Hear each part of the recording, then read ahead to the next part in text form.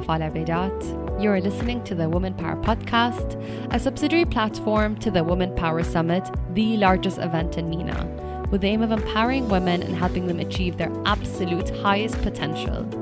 Each week on the Women Power Podcast, you will hear honest, vulnerable, authentic, real conversations from inspiring women. These women will share their experiences and stories into what it takes to build a successful business and career. The podcast will share insight and inspiration and hopefully inspire action and lead change. Thank you to our friends at Xenon Cycling for sponsoring this episode of the Women Power Podcast. Sheema Al Nafisee is a leading budding entrepreneur in our region and is the founder of Elysian Water and the CEO of Scan for Water. Previously, she's been working in Aramco, having left her job to pursue her dream of starting a business for sustainable water. Sheema's time living in Norway became an important milestone when developing her business. Her journey with Elysian is backed by years of research, as well as an entire process of sourcing clean water, enough to be able to provide quality, bottled drinking water to the world. Welcome, Sheema. Sheema, I'm so excited to have you with me today. I just wanted to ask you, how have you been during COVID? How have you been during this really strange time in our life? Well, thank you for having me. I'm happy to be here with you. And listen, I like to look at the glass half full. I'm trying to look at things positively, and personally, I'm doing well. It took time to find that happy medium, but I did, thankfully. It takes a lot of emotional work and self-talk to adapt to this new normal. I'm spending time with my parents and trying not to gain the COVID-20.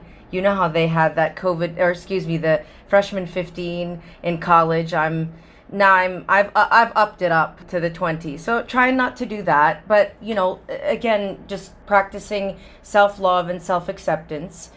I've been socially distancing since I don't want to take a risk with my parents being a bit elderly. And listen, it's scary times nonetheless, but we have to make the best of it. By nature, we as humans are adaptable. So that's how I look at it. You have to adapt to the situation. And I think also, honestly, getting into a routine really helps. So you started a business a couple of years ago. Has it been affected by COVID? It seems to me sometimes there are people who are about to start a business, so COVID let them kind of put things on hold for them to reassess or wait a little bit longer.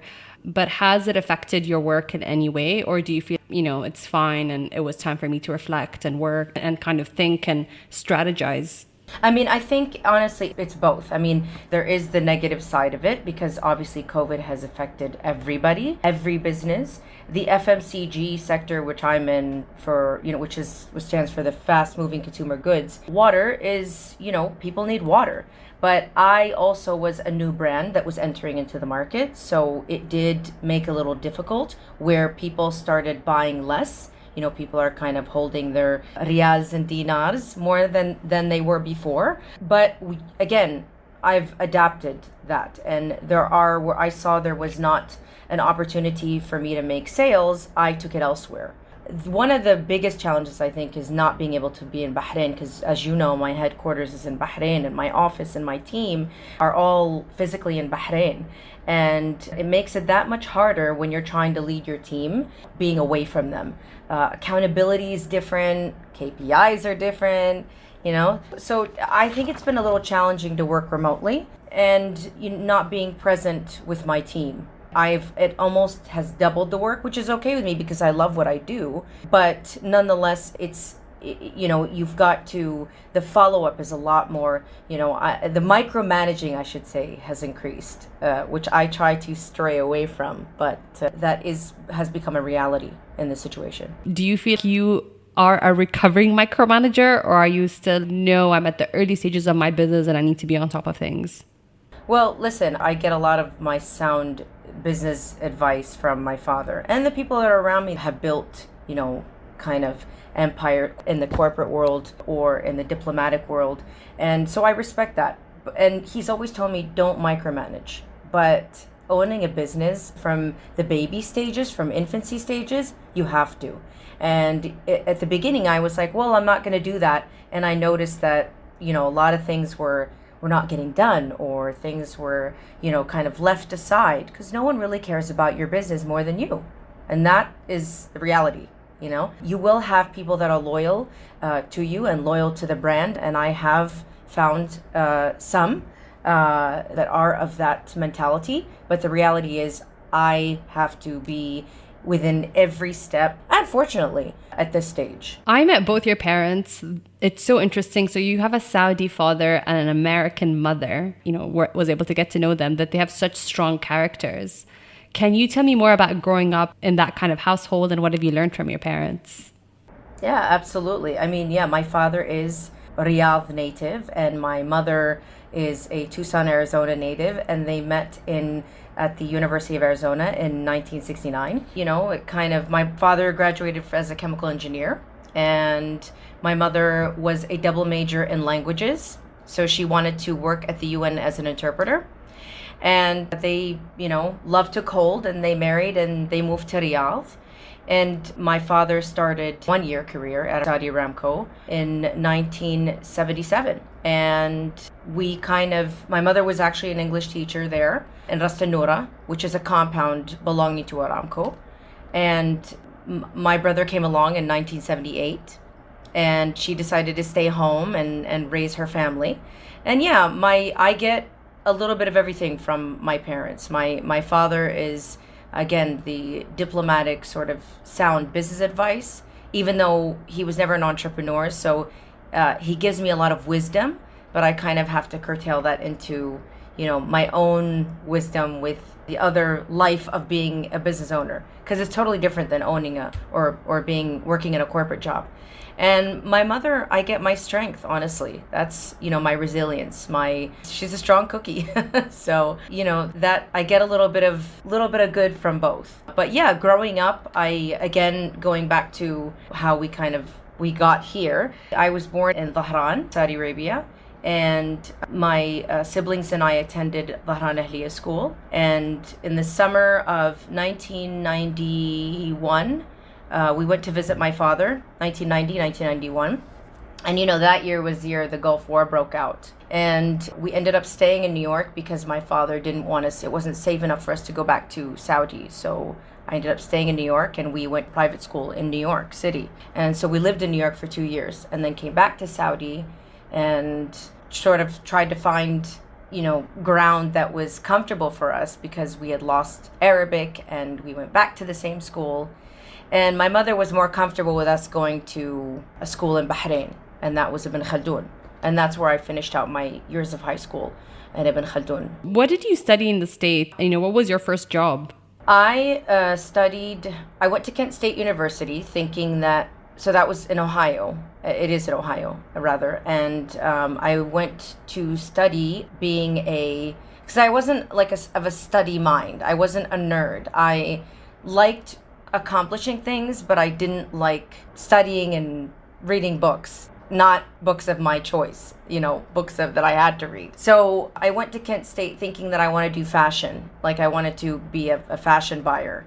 And that really just quickly, I knew that it wasn't for me. So I moved to the sister school, which is University of Akron. And that's where I graduated from. And I graduated with a degree in PR and organizational communication. And my college years were awesome. I loved, living my college years out and not being, it's like those rebellious years that you have to live out. and it was great. And then I graduated and came back to Saudi. And that's when I started my career at Aramco. Was that your first job and you stayed on for quite some time? Actually, my first job was in high school when I was finishing high school in Michigan, and I was a cashier at a Walgreens. And then I was like, okay, I'm a little too, ego at that time. You want to be, it's hard to humble yourself at 17, 18. And so I said, I want to do something more challenging, So I talked to the managers at the Walgreens if I could, be a pharmacy technician. So I was a pharmacy technician throughout my co-op in high school. I would have rather worked, because they give you the choice to do a job co-op, or take a class. And I was like, no, I'll do the job co-op because I'd much rather work. So I did the pharmacy tech for about a year. and I liked it. I mean, I was good at it. What did working at Walgreens and, in the pharmacy, what did it teach you? Like, what's the one thing you walked away from that experience with? Listen, I love accomplishing. I love knowing that there was obviously the downside of every job, and there's negative and, strife and everything. I saw things, working in a pharmacy, obviously, that were a little bit sad, where people were, ill, or they had addiction issues or whatever. But for me, it was about learning how to deal with people from all walks of life, and again, having responsibility. I've always pretty much been responsible, even when I was irresponsible, air quotes. But it taught me that, listen, if you're committing to something, then you've got to commit the whole way through. And I think that was my biggest takeaway with that. So you moved to Aramco. Did you apply for a job? Did someone help you find a job? I actually did apply. I waited. I didn't get hired right away. I had to go through the whole hiring process, even though, they knew my last name, and there is a mentality, and, more or less now, because that was back in 2007, there's more of a mentality of nepotism and cronyism. And that doesn't always necessarily mean that it's a bad thing. It's just a part of our culture. But I actually had to wait about a year and something to get the job offer. And I didn't. I had to go through the interview process. And it was, I remember it was 3 Americans that were interviewing me. And I ended up working with 2 of them. 2 of them were my colleagues, and one of them ended up being my supervisor. So, I was appreciative of that process. I didn't want to just have someone say, hey, you got this because you know somebody, or you got this because of, whatever, as we say, nepotism. I started the job in end of 2007. And I loved it. I mean, it was a short-winded time frame, but I learned a lot about myself, especially working for Aramco. I've never been to Aramco, and I think for people who are not based in Saudi, it's hard to comprehend the magnitude of Aramco. So what was it like working there, and what did you do? Well, I mean, the magnitude, obviously, it's one of the biggest oil companies, petroleum companies in the world. What I did was not of the engineering side. So obviously, because with my PR degree, I was put into a department that still wasn't really built up as much as it should have been. And why I say that is because PR is a Western practice. And, today they're very much different in their mentality and their thinking and their business practices in PR than they were when I started. When I started, it was very limited, and the only spokesperson was the oil minister at the time, His Excellency Ali Naimi. So, it was hard for us to deal with the media. What I did was I was the liaison between the media, international media, I should say, not the domestic, the international media, and the company. And I kind of got, thrown in that situation because I pretty much proved to the management at the time that I was capable, and I wanted to work, and I wanted to accomplish things. And I am about, setting a standard and making change. I wasn't going to settle for the status quo. So I guess they saw that, but I came in, and you have all these people that have been in the department for years and years, and I'm coming in here, this newbie, this young person, and, with all this fire. And sometimes that's not accepted or invited as you would think. So it was a little bit challenging, but I nonetheless, I worked around an amazing team of, it was 4 Americans and 1 Canadian, and my supervisor was an American, and I learned so much from them. They were all, historian backgrounds and oil and energy sector, and they've been, just leaders in their fields. And I was really, really lucky to have been placed in that company. If you come in with a lot of fire, you want to create change, you're basically supporting to build this whole new department. You said it wasn't always welcome. Can you tell me why you felt that way? Well, listen, I actually was not from, my superiors were really they they saw the drive, they saw the motivation of wanting to create change, and they were supportive of that. So I was lucky. But it was sort of the colleagues around me that have been there for 10 years, 15 years, 5 years even. And here I'm coming in, like I said, this newbie wanting to see change. And let's be realistic. There is jealousy amongst, your certain colleagues or people. It's a very natural emotion. So I saw that. Can't say that I really, accepted it. And I perhaps even now I'm a lot different because I'm older. I would have dealt with it differently in certain situations. But, it didn't really affect me directly because they weren't my superiors. My superiors were pretty supportive. So I was lucky about that. If I came and I suggested something or that we, do something, a certain interview, because I was, again, one of the liaisons for the international, and ended up being the liaison for the international media department at the company, which is amazing, just by default, because no one else was there. The guy that had been there for many years went to work for another company, and I came into that position.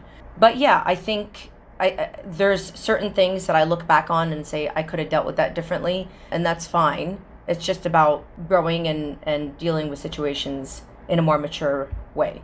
So throughout this interview, you've mentioned a couple of times that you love to achieve things. You felt that in school, you felt that in university. You said, I'm quite driven. Where does that drive come from? That's a really good question. And I think that in and of itself comes from, what is my purpose? Everyone is kind of looking for their purpose in life. And I wanted to know, we go through our lives, not sure where our next step is going to be. That's how I felt in many instances in my life. Growing up in a bicultural marriage that didn't help because, I'm here, my mother is a Westerner, but learned how to speak Arabic fluently and, molded into the culture and just beautifully. And still, you as a product of that environment, it causes confusion. So, and every teenager and person and child and adolescent and adult goes through that. But I think the biggest thing is, what God is my purpose? What am I supposed to be doing in this life? And I think that's always the question in my, it wasn't as clear when I was younger, but now that's still the question that I ask myself or ask God. God, what is my purpose? Show me what I need to be doing. If I'm going to do something, I want to make an imprint somehow, even a small imprint. I think that innately has always been in me. It's just the message is a lot more clear now. So what is your purpose, Sheema? Are you still searching? I'm still looking. But, I think this is one of them. Being and creating Elysian is one of them, for sure, without a doubt, without a shadow of a doubt. I mean, I think, even the times that I'm like, oh my God, I'm crazy, what am I doing? This is just not right. I don't know what I'm thinking. Then I, kind of get this voice, and in my head, and I realize that, okay, wait a second, this is bigger than you. This is bigger than what you even intend it to be.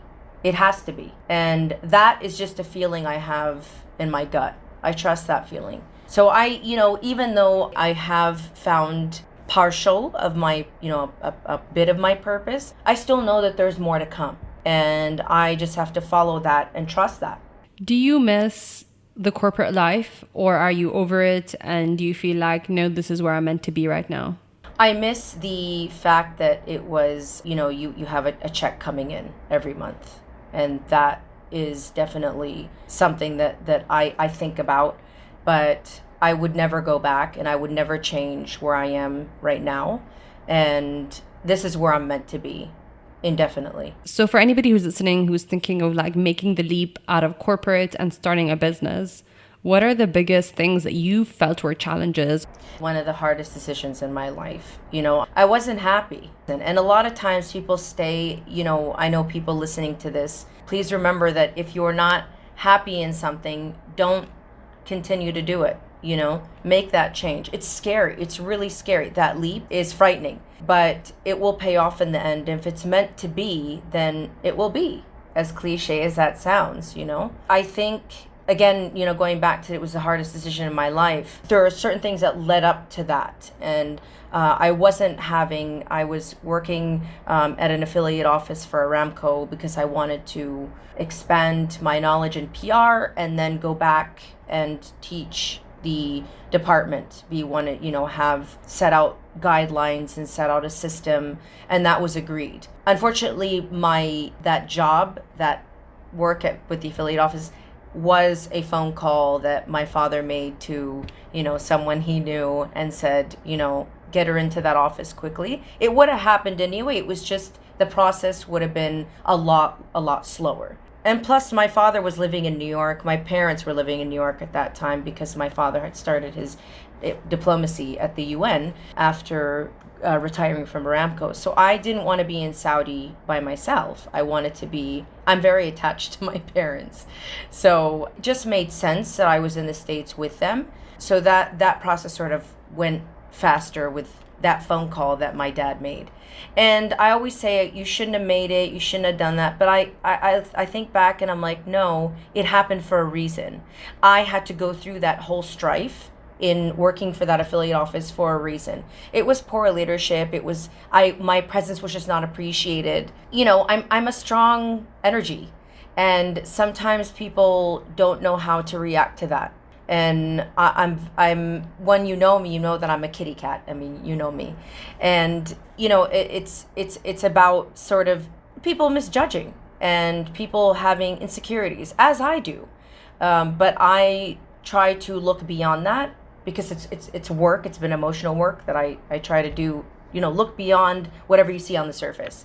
But going back to the point, I had to go through those mishaps in order to realize, hey, this is where that's what needed to happen sequentially, so I can get to the point where I could say, okay, I'm not going to do this, but I am going to do something that is meaningful. And it took me a long time. I mean, for a year, it was horrible in the sense where I didn't know what I was going to do. I was doing a lot of personal and life changes and trying to better myself. As I do every day, you have to. But work was like, what am I going to do next? And I think that was the biggest. Those were the times that I was really challenged without having work, because I love being busy and I love accomplishing, as I've been saying. It's just a part of my personality, Do you remember the exact moment where you felt like, okay, now I'm ready to hand in my resignation and move on to my next chapter? Can you tell us more about that specific moment? Yeah, I think it wasn't a moment. Well, I take that back. It kind of led up to, when I was at the affiliate office, I hadn't made that decision. So I was supposed to go back to Lahran, just a bit of a rewind. I was supposed to go back to Lahran to train and work with the PR department. And that was that after I left the affiliate office and I went back to Michigan where we have our family home, I was asked to come back and I felt I wasn't ready. So they kind of gave me, a time period. Either you come back at this time or, you can make the decision not to come back at all. And I'm like, you know what? That's God speaking to me, and this is what's meant to happen. It was tough, and my awesome supervisor, poor guy, he had to be, never shoot the messenger, but he had to be the one to send me that email. But I was really glad, number one, it came from him, and I was really glad that was God saying, this is your destiny. This is the start. So I'm going to help you make that decision. And that's what happened. You said earlier that you know that your energy is overpowering and different people deal with that differently. Why do you feel like your energy is so overpowering? Is that feedback you've received from people? Is that something you noticed about yourself? Yeah, I don't say it negatively. I say it that I have a strong presence. I have a strong, and I've had to. It took me time. I mean, I'll be 40 in a couple of months. So it's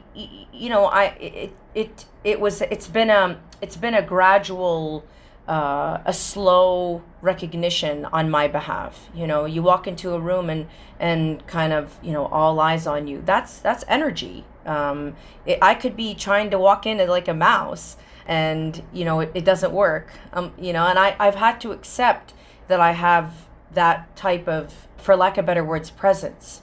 That's God given, and I could do something with that. I still have yet to hone it, and I still have yet to work it. And strength comes in humility. Strength comes in putting your ego to a side. Strength comes in vulnerability, and that we all as a society have to work on that. And I was raised, honestly, in a very loving family, but also a family that you can't really ultimately express yourself. If your anger is a healthy emotion, it's how you express it. It's the communicative act of saying, listen, I'm not okay with this, or I have a boundary. And those are things I'm having to teach myself at almost 40. And I'm appreciative of it. I'm appreciative that I know these things, because some people go throughout life not knowing any of this, and that's a lot of self-awareness. So I really think that being self-aware is ultimately, that's everything, because that's how you change yourself. Has anyone ever told you if that matches what you're doing, or is there a mismatch, or is that something that you've never come across? Alhamdulillah, I've never come across that. And if someone was to say that, I'd ask them why they think that, because I'd be curious to truly understand where the thought process is. I rely on my faith, and I rely on my connection to God and my spirituality to kind of take me through this journey. And I know that that sounds to some people like, okay, whatever, but that really is a lot of how I got here. And I do definitely always have to remind myself, Sheema, you got to be good, because if you're not, then you're not gonna you reap what you sow, basically. And I've got to be patient with people. I've got to treat people with all from all walks of, whether they're not positive energies, whether they're a negative force. I have to treat it with love, and I have to treat it with patience.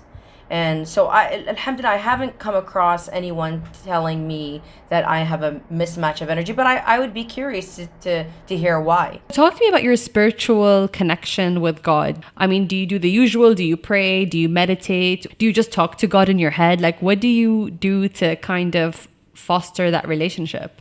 All the above, honestly. And yeah, I think that from whatever background you come from whatever religion you come from, whatever belief it is, you have to believe in something higher and bigger than yourself and bigger than us, because in essence we are just these tiny, minute little organisms, walking through life that have all kinds of issues. And we have the positive parts, but we're human, we're fallible. So I think, yeah, it's definitely a personal thing. I don't go around being raised in Saudi and going to school in Saudi and learning having all these religion classes. We literally had 5-6 religion classes out of like 9 classes out of the day, in Saudi. And that's great. But I think religion it's a personal thing. It's between you and God, or that higher power. And so, I definitely do pray, and again, it's that personal connection between me and that higher power. And it's about again, humbling yourself, and and being submissive to that. And yeah, it is a very powerful force in my life. It's a driver in my life, but again, I keep it very personal, and that's why you've known me so long, and you and I haven't had that conversation. But I always say that بينك وبين ربك, and that to me, it's an intimate, special relationship, and that's how it should be. For the 3rd year in a row, we are excited to host a completely new experience of the Women Power Summit. Our new event, the Women Digital Festival, is happening on November 15th and 16th. It'll be our first ever digital conference with over 10,000 women and more than 100 speakers in attendance. Our event will be jam-packed full of digital conversations, panels, workshops, and mentor sessions. This stay-at-home digital summit is fantastic for small biz owners, entrepreneurs, creators, and young professionals.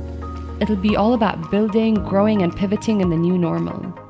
Some of the topics we cover will be about money, wellness, working from home, and feature fantastic stories by leading women. Tickets are only $53 and will give you access to our online networking platform where you can exchange business cards with fellow delegates and have access to a digital gift bag full of goodies, and to our virtual expo. Sign up in the link in the bio of our Instagram account. Don't miss out. See you there. For the third year in a row, we are excited to host a completely new experience of the Women Power Summit. Our new event, the Women Digital Festival, is happening on November 15th and 16th. It'll be our full of goodies, and to our virtual expo. Sign up in the link in the bio of our Instagram account. Don't miss out. See you there.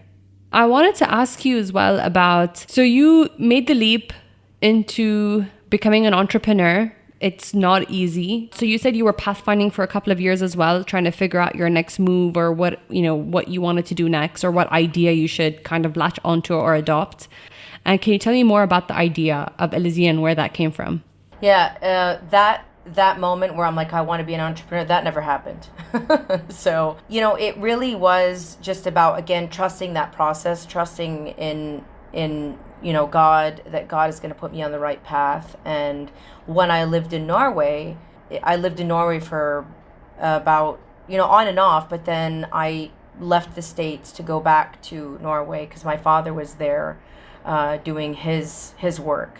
And I basically, it was a conversation between my father and I, because every day, we'd sit down for dinner after he came back, and I said, Baba, what do you think? What do you think of this, and what do you think of ideas? We just kind of talked about ideas, and then this idea of having, investing in water was just kind of, it was very blasé. It wasn't even. He's like, well, do you think that you would want to venture into that? And I was like, yeah, absolutely. Water is life. And so that was kind of the moment where, the aha moment, that water made sense, and it wasn't like, okay, I'm going to be a business owner, I'm going to start this company, and I didn't know where I was going to go with it, but I knew that I wanted to work within water. I know that sounds funny, and I had no idea that there was, investment opportunities or a shortage of water, because that really,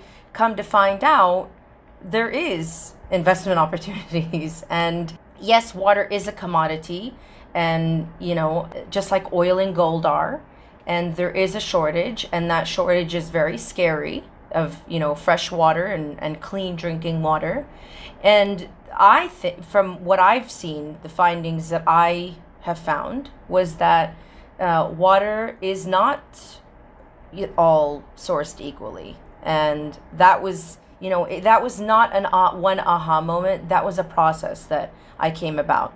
So eventually, after that conversation in Norway, I moved back to Saudi, and I established Scan for Water in 2015. It was an idea before that, and then finally 2015 we made it a company. We established it as a company, and then after Scan was established, Elysian came along. Scan. Let me rewind a little. Scan was established because I wanted to create a company where I was, for lack of better words, scanning, searching the world for good quality natural resources. And that was, obviously it's now diversified. The thought and the action has diversified into food sources, but it started out as water, because again, bottled water, you and I have had this conversation many times, bottled water regulations are not as stringent as tap water. And in this part of our the world, and the GCC, we can't drink the tap water. So we are forced to drink, bottled water, for lack of better words, forced. We have to drink. It's more safe to drink bottled water. But then again, not all bottled water is made equally. So it wasn't one aha moment that I knew that I wanted. It sort of transcended into that. And it was a process. I always say you have to trust the process that you're going through, because that's how you're going to get to where most likely have envisioned, or where you're meant to be. What were you most shocked about in this transition from working in an organization to working solo? Well, I mean, honestly, I mean, there's every day you find out more and more that, this is, as you said, everything falls on your head. I always say Aramco was this well-oiled machine, and I was a little part of that machine. And now, working on my own, I had to, building this and still building it, I have to build my own machine, and with no blueprint, with no instruction manual. You're the engineer, the foreman, the secretary, the marketer, everything. So, it's a huge difference. You're going from one world to another, and, the challenges, they vary every day. I mean, obviously, funding is one challenge. Personnel and recruitment is another challenge. I mean, that's a daily thing for me. You want to, having this much passion and this much love for what I want to do and my purpose. It's hard to find people to match that, because people are usually, let's be realistic here. They're motivated by money, and you have to, that as a leader, you have to motivate them beyond that. And that tends to be, I think, one of the most challenging things for me. I think as a business owner, my biggest issue was, wow, hiring more people is more work for me. And then, like you said, like for the longest time, I used to work with different people, and I would be so shocked that nobody would be working as much as me. Like, what do you mean you're not working as much as me, like the same amount of hours?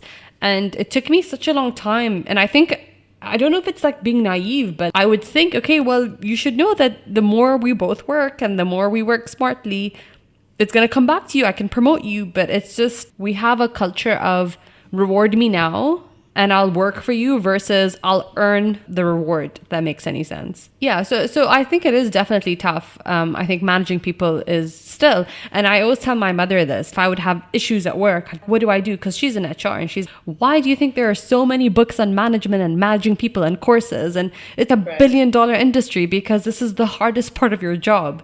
So that really made me feel better. Like, oh, so I'm not the only one suffering. Like, we're all suffering together. Absolutely. Yeah. And that did help.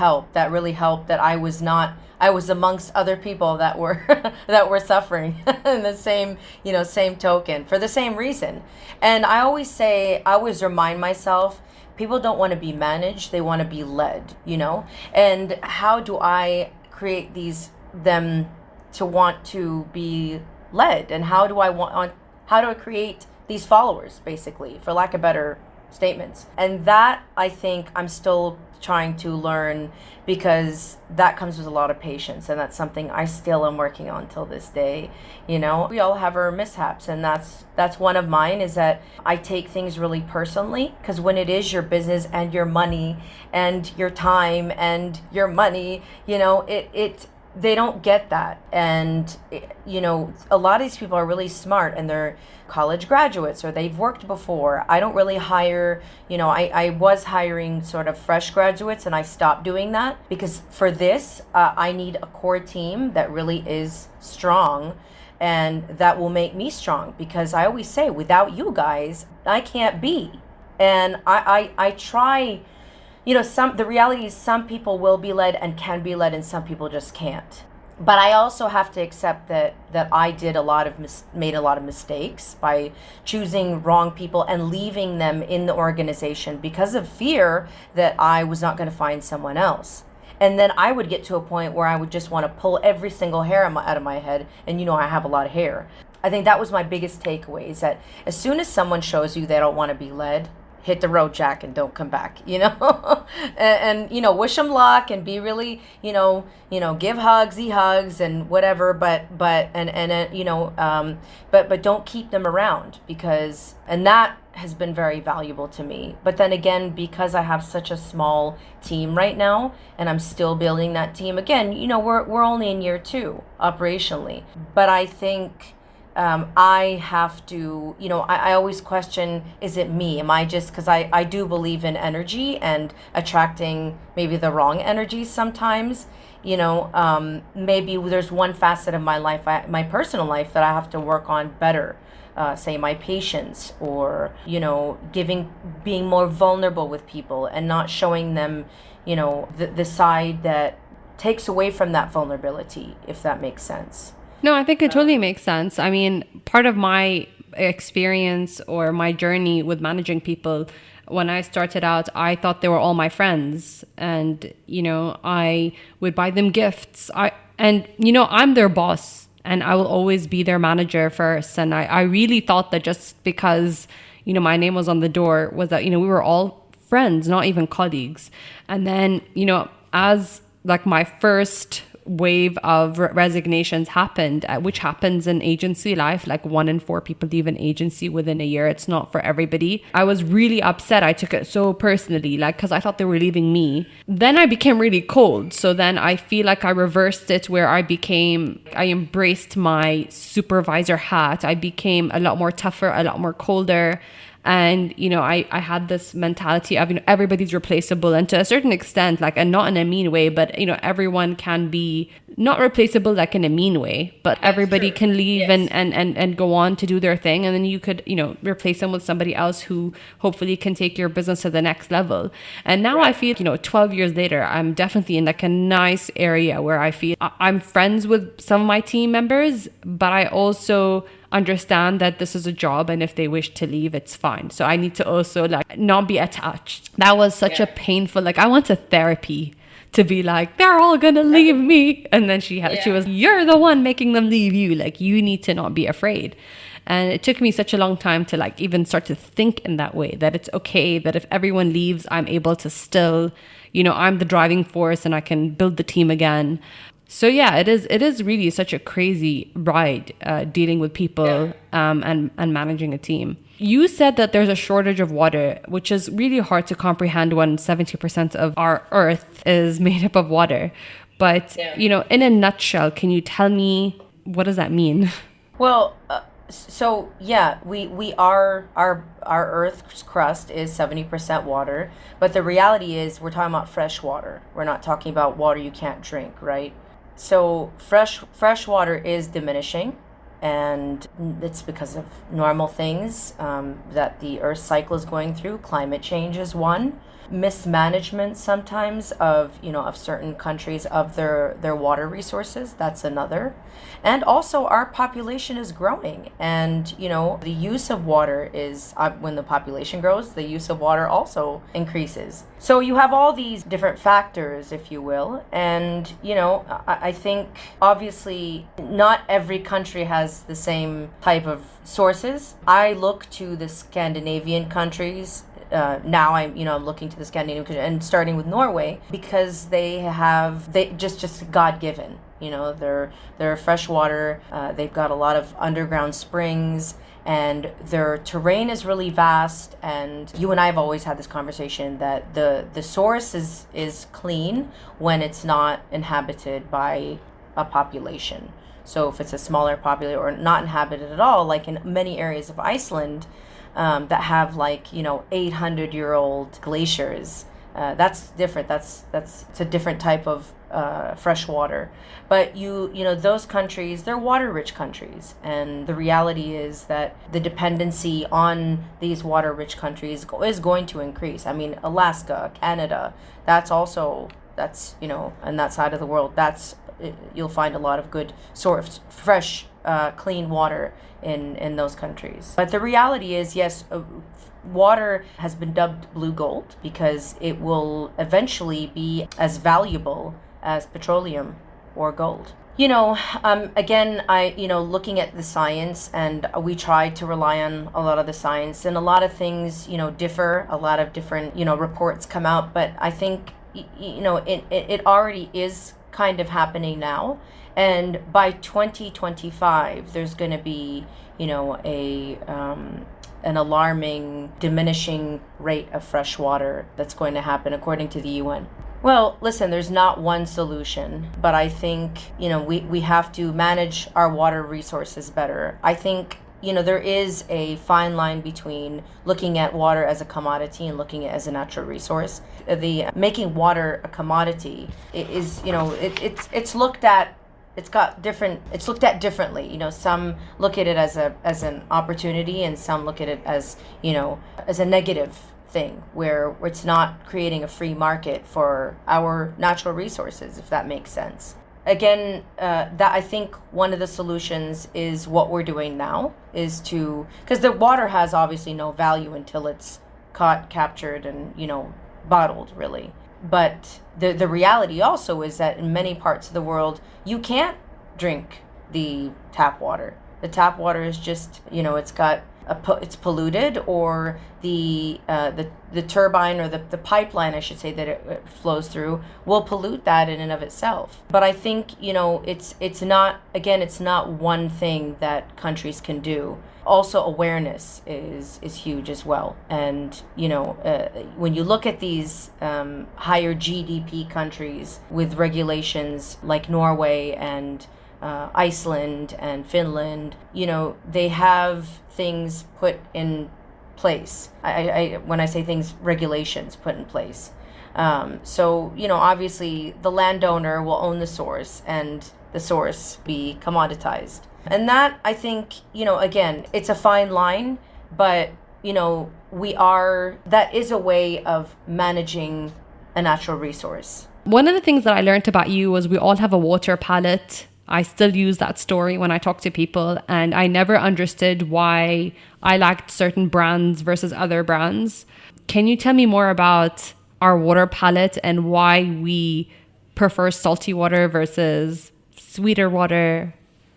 Yeah, so again, you said it, it's one's palate, and some people can't really tell the difference, but a lot of people can, and I know you and I can. That's why we've had these conversations. There's a difference between hard and soft water, and what signifies that is, or dictates, I should say, that is the total dissolved solid, which is all the minerals, the anions and cations, which are the positive and negative charged atoms that are in the water, the elements, I should say, magnesium, sodium, calcium. That will change the taste of the water. A higher TDS will give you, it could give you a whole plethora of things. The lower the TDS, the less that you're going to feel that there is like a harshness to the water. So I'm not a scientist, but I do try and read up a lot on these, water quality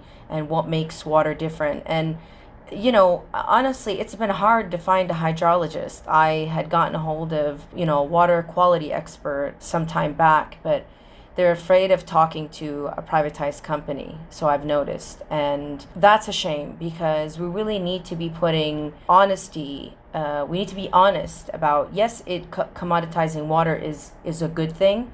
It's a healthy thing.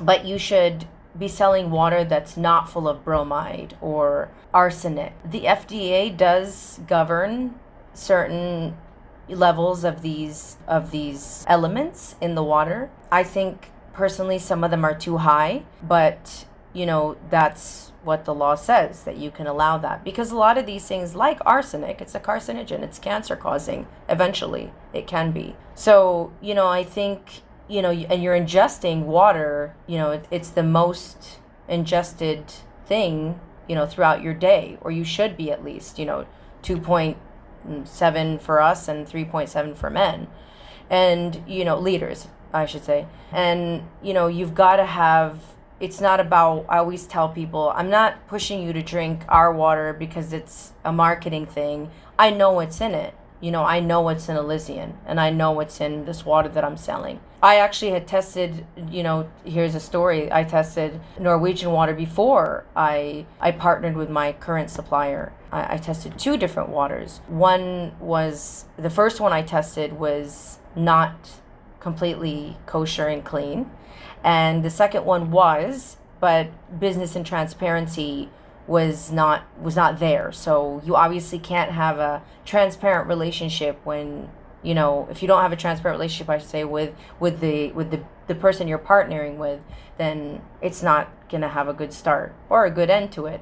So it was meant to be that I ended up with that, my current supplier. But yeah, there are a lot of different qualities to water that people should be aware of. What's the one thing we should be looking at when we look at labels of water brands? I know it's a lot, and these labels are just like designed to just put you off. It's all these code words that nobody understands. But if there was one thing we had to look at just to kind of make a decision about what water to put in our body every day, what would it be? Well, I think low sodium. Low sodium should be, because you're getting sodium intake from, everything else that maybe your food, it is your food and other things you ingest. That, and I think TDS are two main things.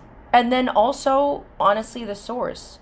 If it's a natural source, then you're better off with a natural source than you are with something that's chemically altered or ionized or, purified. You want to stay away from those. You want to go for like the natural sourced water or naturally sourced. Your industry is so competitive. I mean, you have so many water brands, the margins are so low. And then on top of that, you are stocking in supermarkets. I call them the supermarket mafia, because stocking in supermarkets is one of the most challenging things I think you're going to have to experience and go through. It's just, if you want a bit of branding, you have to pay for it. You have to pay for the shelf space. You have to pay percentage. It's just a nightmare. If you could go back knowing all that you know about water, the margins in water, would you still do it again? Or do you feel, it's too late now and I'm already in it to win it, so I might as well just power through? No, I mean, I never for 1 second think that. And I also know that I have a beautiful product. And I mean, you and I have always talked about this, that our product it really is truly what we say it is. And why I chose the name Elysian is because it signified bliss and, a sublime state, out of this world. Because there is water in this world that is, clean and still, void of microbes and void of, any dangerous elements. Arsenic is an earth element. It's going to be there. It's going to be there, but should be there in very, very small percent, like 0.01 parts per billion, And so answering your question, no, I would never, I never feel, oh, I regret, doing that. The supermarkets, it's not hard to get into the supermarkets. It's pricey to get into the supermarkets. I do agree with you on one thing, that they are very mafioso.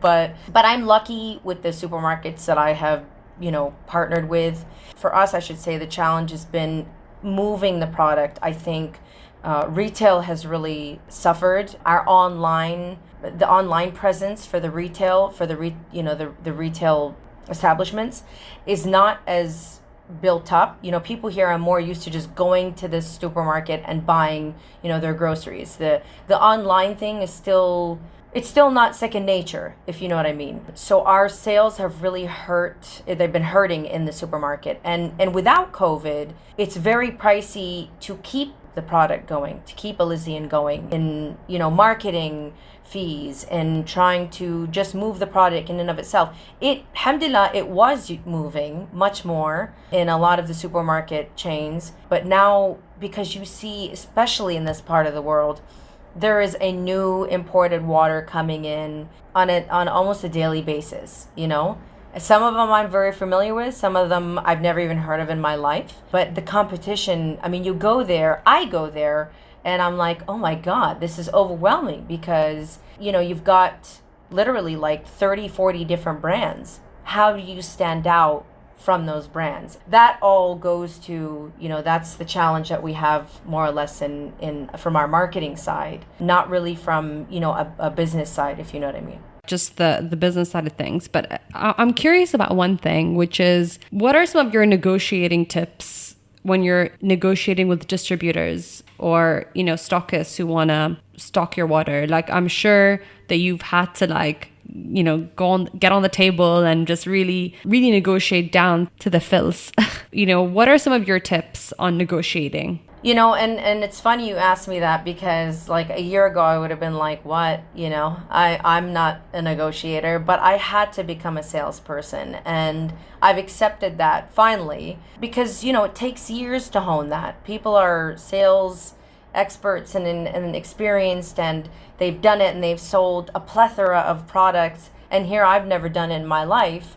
But the thing is I believe in my product, and honesty and truth goes a long way. And, when I just sit there and I tell them about, the product and what it's about, a lot of times they don't want to, that doesn't really even make a difference to them. They're like, okay, yeah, whatever. We want to know the price. So I've really had to work on, getting our price really competitive. And that's, I think, been the most challenging part because we're in this really competitive, as you said, low margin industry where you have to sell volumes.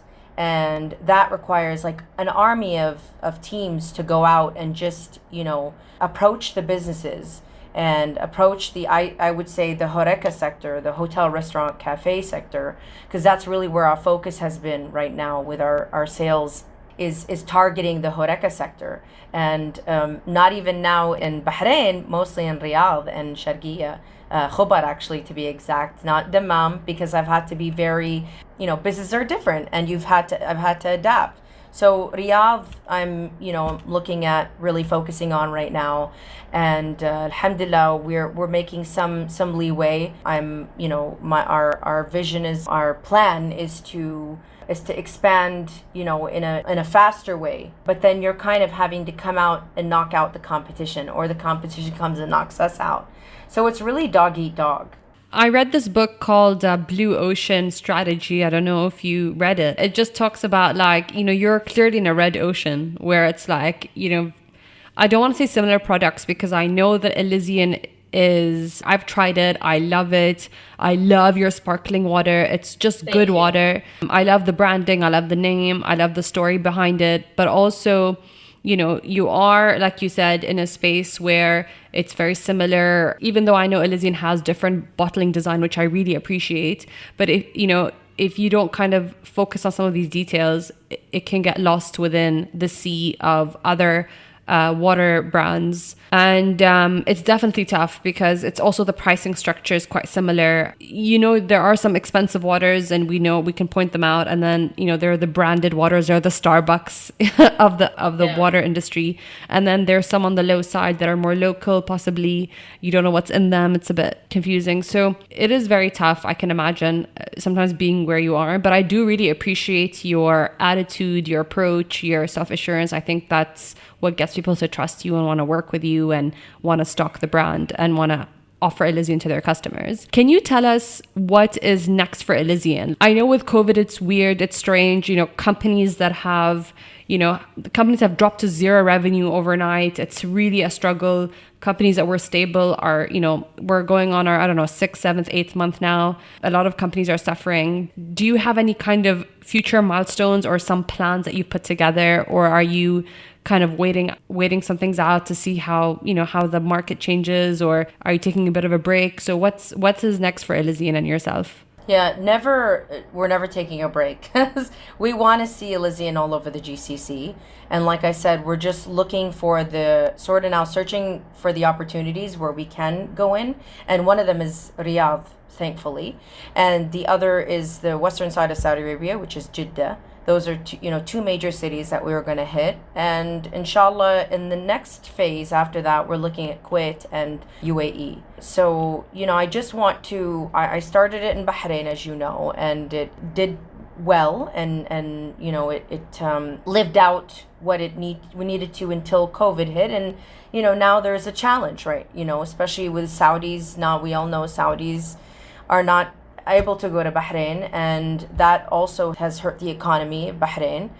So I'm never going to stop focusing on that, because that's really where I started. That's my hub. But as phases, move along, we're looking to expand in other parts of Saudi, then the GCC, and it only makes sense for me because the US is my other home, and I have people there that want it. So that's going to be the phase after that. But that I have to build, myself internally with my team, with the structure of, having, not people going in and out, this rapid turnover rate, it's ridiculous. So I've got to get that situated first. And I'm very positive about that. I feel just be patient. It's the process. God will send you good people. People, when I say good, I mean good for Elysian and good for Scan, and that will look at this as, an opportunity of growth. So, and for myself, listen, I'm, every day is a day where I wake up, I'm like, I'm grateful. You and I have had this conversation, obviously, alhamdulillah, thank you for the food in my belly, the water in my, in my hand, the roof over my head, my parents, my family. Gratitude brings abundance. So, I remind myself of that. And alhamdulillah, it's become second nature, And every day I try to make something that I did yesterday better, or, build upon, try to take away a bad habit, or a not so conducive habit, I should say. So that's, it's an ongoing thing. Sheema, thank you so much. I really wanted to have you on this podcast because I do really believe in your brand. I am personally a huge fan of Elysian, and nothing would make me happier than to see other people buying it, enjoying it, sharing the feedback with you as well. So I hope that people understand, what you're going through to put this out there. I think a lot of these brands have a lot of corporate firms, like you said, there's like usually a holding company and they do a lot of things, and then they have like this water brand. But with you, it is a startup. I think it's very much a family business. It has this energy of a family business. So I do hope that people see that and they connect with the brand when they see it in the store and pick it up, and also share what they think with us as well. They try the sparkling and the still. So thank you so much. And I hope that you continue to paint. I know that you paint for fun and it looks beautiful. I hope you're able to do that as well. So good luck, and I hope we get to see each other again really soon. Me too. Thank you so much. I really appreciate it. That's it for this week. Thank you for listening to an episode of the Woman Power Podcast. And thank you for downloading and streaming our podcast every week. If you love what you've heard, tag us on Instagram and follow the Woman Power Podcast and Woman Power Summit account for more information on our next episode. Please leave a rating review wherever you get your podcast. It really helps other women discover the show. That's it from me. See you next week. Once again, I want to thank our friends at Xenon Cycling for sponsoring this episode of the Women Power Podcast. Follow them on Instagram and support what they do